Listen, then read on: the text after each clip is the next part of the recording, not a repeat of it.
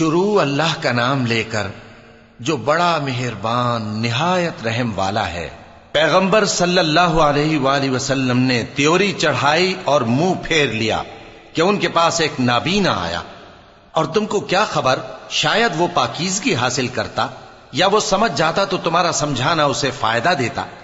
اب وہ جو پرواہ نہیں کرتا سو اس کی طرف تو تم توجہ کرتے ہو، حالانکہ اگر وہ نہ سنورے تو تم پر کچھ الزام نہیں۔ اور وہ جو تمہارے پاس دوڑتا ہوا آیا اور وہ اللہ سے ڈرتا بھی ہے تو اس سے تم بے رخی کرتے ہو۔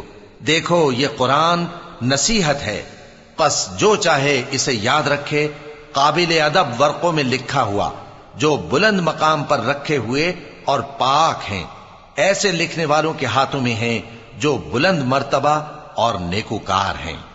انسان مارا جائے، یہ کیسا ناشکرا ہے۔ اسے اللہ نے کس چیز سے بنایا؟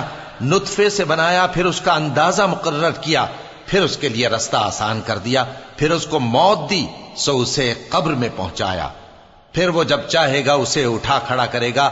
کچھ شک نہیں کہ اللہ نے اسے جو حکم دیا اس نے اس پر عمل نہ کیا۔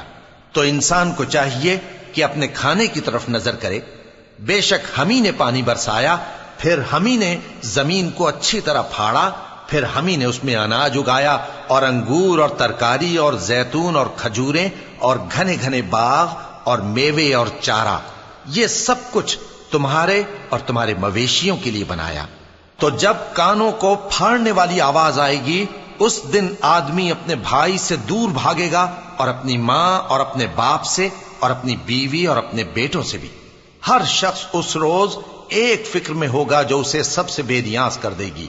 اور کتنے چہرے اس روز چمک رہے ہوں گے، خنداں و شاداں، یہ نیکوکار ہیں۔